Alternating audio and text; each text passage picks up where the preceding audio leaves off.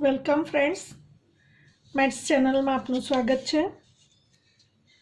अगाउना video में आपणे सातत्यनी संकल्पना विविध आलेख द्वारा समझ्या अने एनी व्याख्या स्पष्ट करी। आ वीडियो में आपणे सतत विधेयोनुं बीजगणित समझीशुं, एटले के बे विधेयोना सरवाळा बादबाकी गुणाकार भागाकार माटे सातत्यनी संकल्पना समझीशुं। धारो के एफ अने जी बे विधेयो लईए।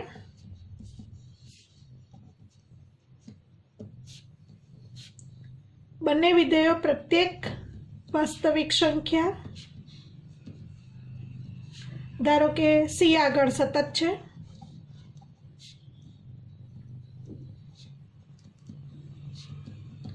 एफ अने जी सी आगळ सतत होय तेवा बे वास्तविक विधेयो छे।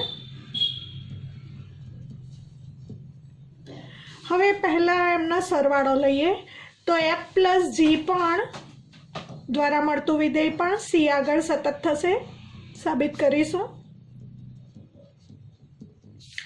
बीजुं आवशे एमनी बादबाकी द्वारा मळतुं विधेय पण सी आगळ सतत थशे। गुणाकार द्वारा मळतुं विधेय पण सी आगळ सतत थशे।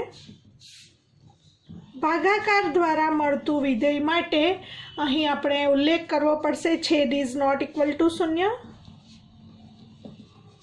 x ઇક્વલ ટુ c આગળ સતત થશે, જ્યાં g of c is not equal to 0 શરત સાથે લેવું પડશે।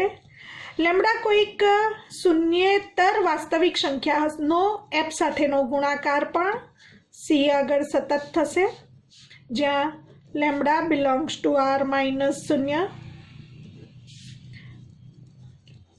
लेमडा अपॉन जी ए पण एक्स इक्वल टू सी आगळ सतत थशे, ज्यां फरी पाछुं लेमडा बिलोंग्स टू r-0 अने जी सी is not equal to 0।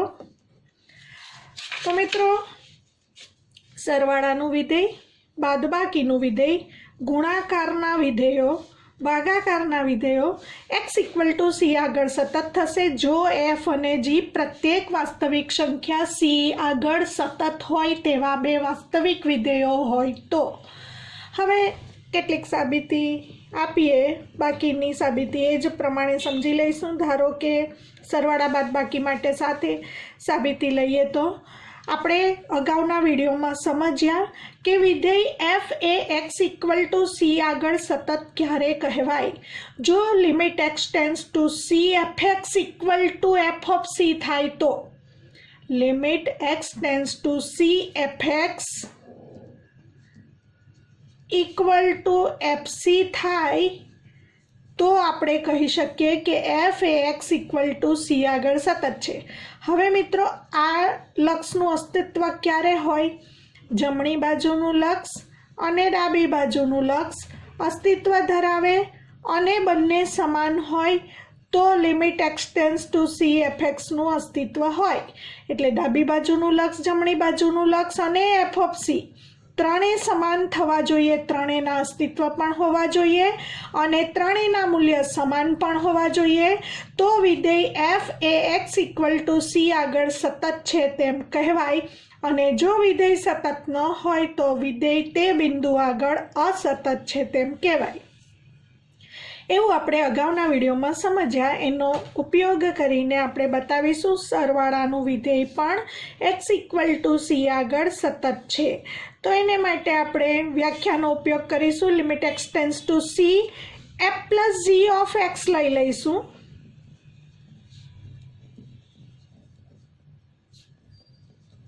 Equal to limit x tends to c આપણે લખી શકીએ fx plus gx।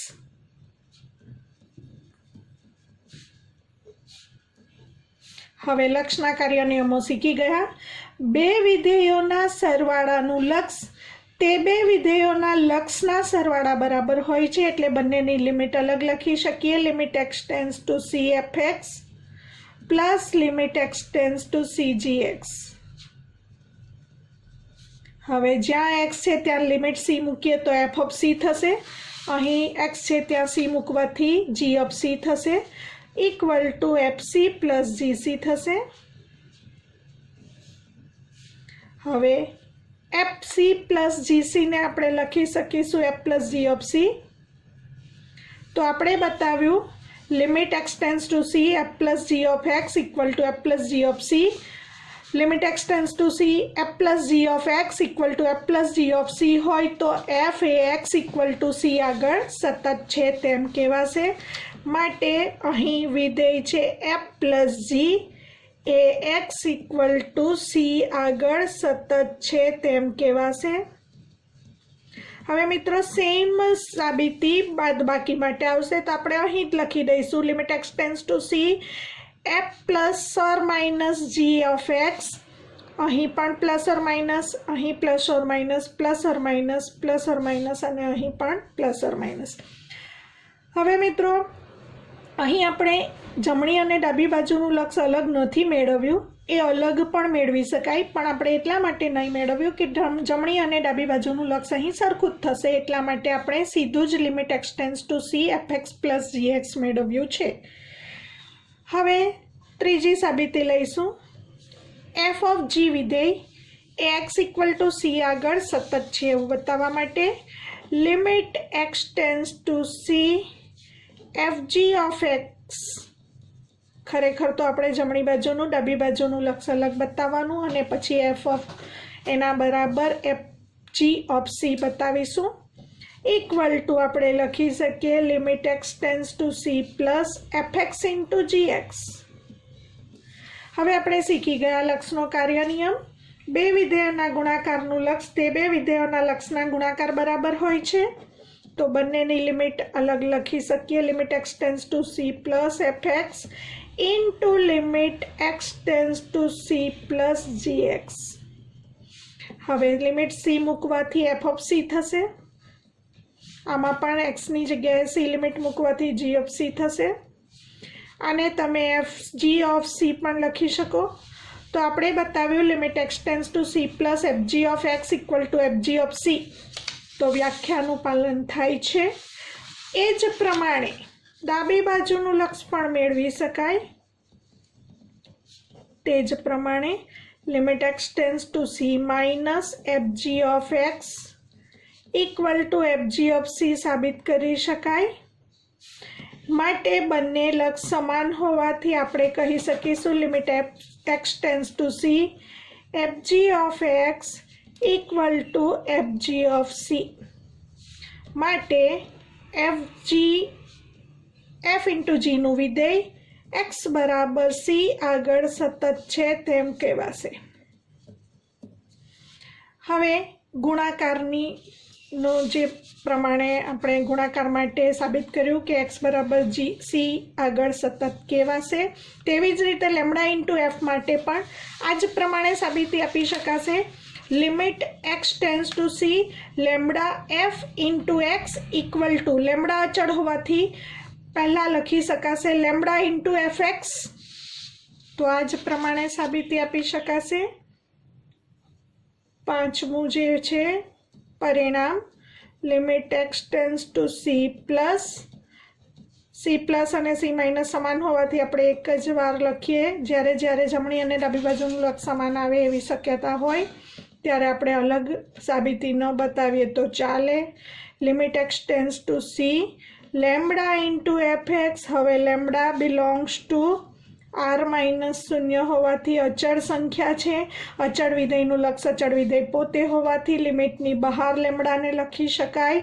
Lambda into limit x tends to c fx equal to lambda into એક્સની જગ્યાએ c લિમિટ મૂકવાથી lambda into f of c equal to lambda f into c. માટે lambda into f એ x equal to c આગળ સતત છે તેમ કહી શકીશું.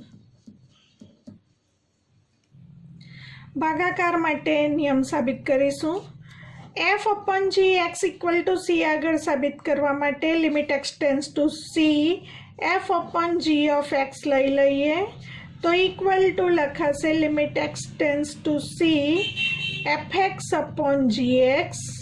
હવે આપણે શીખી ગયા બે વિધેયના ભાગાકારનું લક્ષ તે બે વિધેયોના લક્ષના ભાગાકાર બરાબર હોય છે, જ્યાં શરત અહીં gx is not equal to શૂન્ય, કારણ કે છેદનું વિધેય શૂન્ય હોય તો આ વિધેય વ્યાખ્યાયિત ન થઈ શકે. तो લખીશું બંનેની અલગ અલગ limit. Limit x tends to c fx upon limit x tends to c gx. Limit મૂકતા fc અને છેદમાં gc, જ્યાં gx is not equal to 0 હોવાથી g of c is not equal to 0 થશે.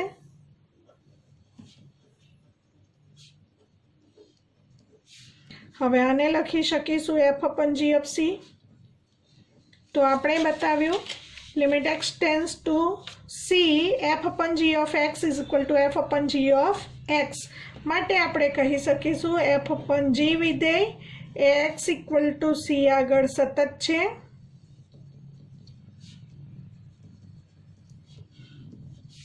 સેમ એજ પ્રમાણે સાબિત કરી શકાય લેમ્બડા અપોન f માટે. Limit x tends to c lambda upon f of x equal two limit x tends to c lambda upon fx. હવે lambda અચળ વિધેય હોવાથી આપણે લખી શકીશું lambda upon limit x tends to c fx equal two lambda upon f of c, જ્યાં f of c is not equal to 0. આ lambda upon f of c ને આપણે લખી શકીશું lambda upon f of c. તો આપણે બતાવ્યું limit x tends to c lambda upon f of x equal two lambda upon f of c. માટે lambda upon f એ x ઇક્વલ ટુ c આગળ સતત છે તેમ કહેવાશે. તો આપણે તમામ જે નિયમો છે સતત વિધેયોના બીજગણિત વિશે શીખ્યા. સરવાળા બાદબાકી ગુણાકાર ભાગાકારનું વિધેય પણ x ઇક્વલ ટુ c આગળ સતત થાય જો f અને g એ પ્રત્યેક વાસ્તવિક સંખ્યા c આગળ સતત હોય તો. સાબિતી આપણે આપી. હવે આગળ આપણે જોઈશું સંયોજિત વિધેયનું સાતત્ય. તો સંયોજિત વિધેયનું સાતત્ય આપણે સમજીશું. સંયોજિત વિધેયનું સાતત્ય સમજતા પહેલાં મિત્રો જો આપણે એક ઉદાહરણ લઈએ, ધારો કે fx equal two sin x વિધેય લઈએ અને gx equal to cos x વિધેય લઈએ. હવે પછીના નેક્સ્ટ વિડીયોમાં તમામ વિધેયોના સાતત્યની ચર્ચા કરીશું. સાઇન વિધેય અને cos વિધેય r પર સતત છે એવું બતાવીશું.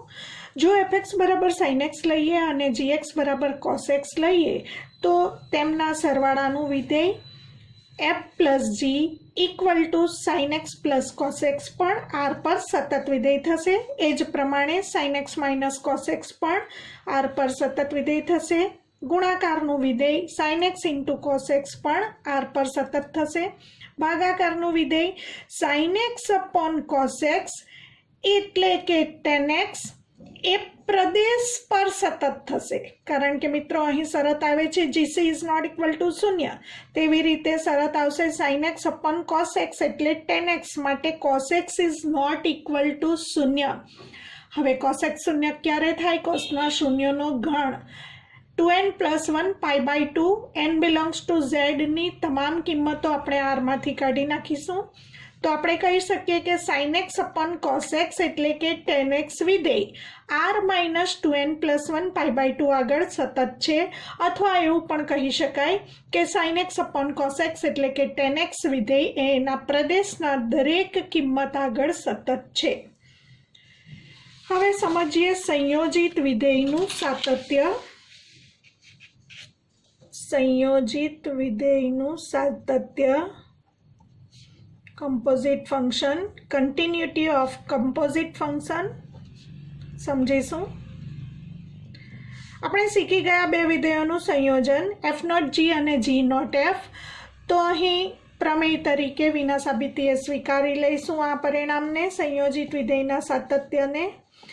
તો મિત્રો f અને g બે વાસ્તવિક વિધેયો લઈએ.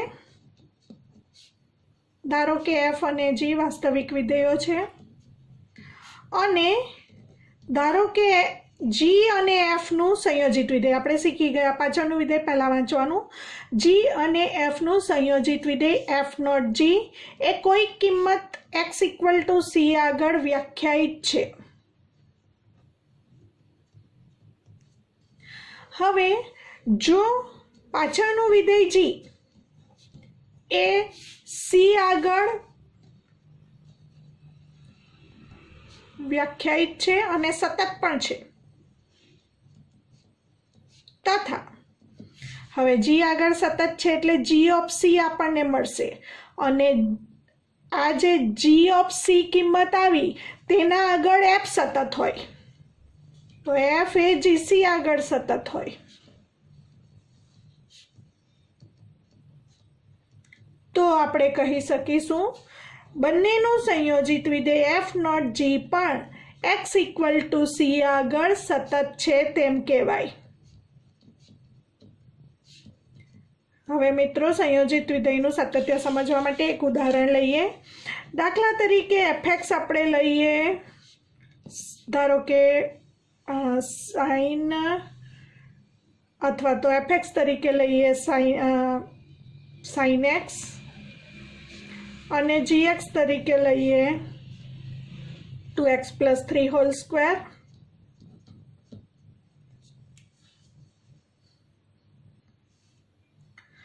તો f not g of x ની વાત કરીએ,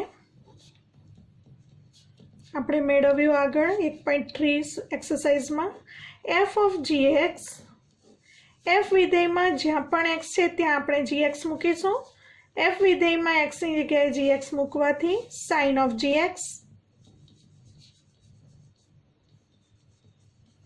હવે gx વિધેય જે આપ્યું છે એ મૂકી દઈશું, sin ઓફ gx ની જગ્યાએ 2x + 3 હોલ સ્ક્વેર। હવે મિત્રો આપણે બતાવવું છે કે જો f અને g એ સતત હોય તો f નોટ g પણ સતત છે। આપણે તમામ ત્રિકોણમિતીય વિધેયો ક્યાં આગળ સતત છે એ શીખીશું। એમાંનું પહેલું વિધેય fx બરાબર sin x એ r પર સતત છે,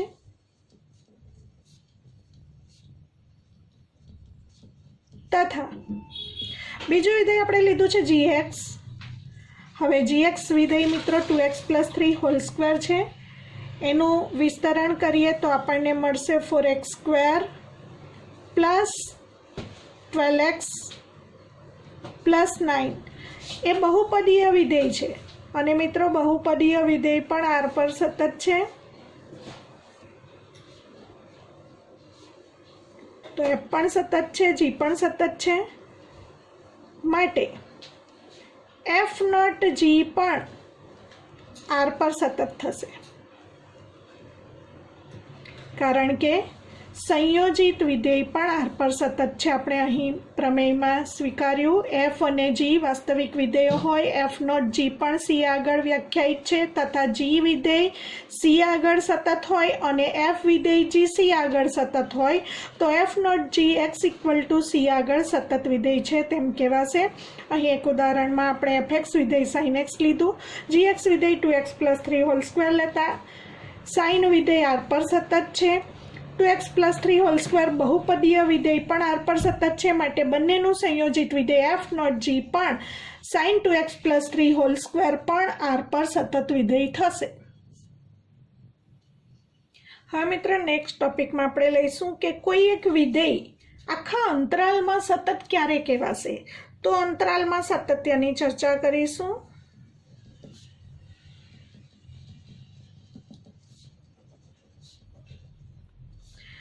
ધારો કે સંવૃત અંતરાલ એક પ્રદેશ લઈશું એક વિધેયનો, ધારો કે f ફ્રોમ સંવૃત અંતરાલ ab to r પર વ્યાખ્યાયિત વિધેય છે।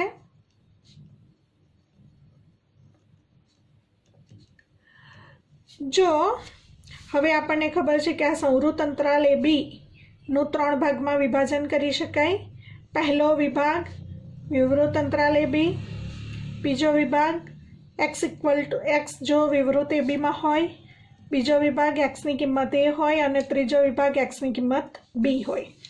તો પહેલું જો ત્રણેયનું પાલન થતું હોય ત્રણ શરતોનું તો આપણે કહી શકીશું કે f એ આખા સંવૃત અંતરાલ ab પર સતત છે। પહેલું આવશે જો for every x belongs to અથવા x ની કિંમત c ધારી લઈએ તો c બિલોંગ્સ ટુ વિવૃત ab આગળ limit x tends to c f x equal to f c નું પાલન થતું હોય, એટલે કે વિધેય એફ એ x equal to c belongs to વિવૃત અંતરાલ એ બી માટે સતત હોય, તો એફ એ આખા વિવૃત અંતરાલ એ બી પર સતત છે તેમ કહેવાશે.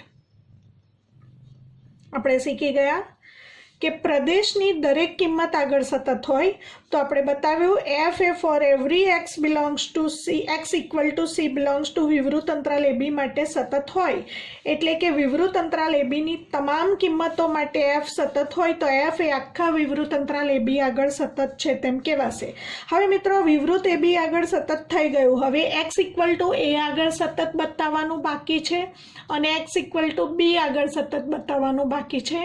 તો હવે બીજું પરિણામ લઈશું કે લિમિટ એક્સ ટેન્સ ટુ એ પ્લસ એફ એક્સ.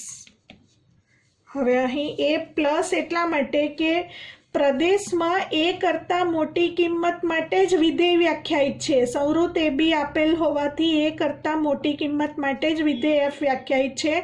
એ કરતાં નાની કિંમત માટે વિધેય એફ વ્યાખ્યાયિત જ નથી, માટે માત્ર જમણી બાજુનું લક્ષ મેળવીશું અને જો લિમિટ એક્સ ટેન્સ ટુ એ પ્લસ એફ એક્સ બરાબર એફ એ હોય તો આપણે કહી શકીશું કે એક્સ બરાબર એ આગળ સતત થઈ જશે.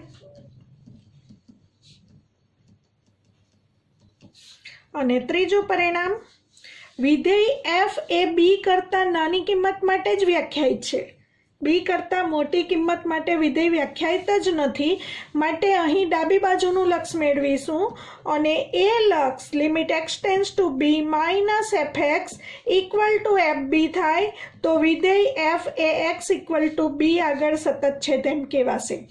જો આ ત્રણેય શરતોનું પાલન થતું હોય તો વિધેય એફ એ આખા સંવૃત અંતરાલ એ બી પર સતત છે તેમ કહેવાશે.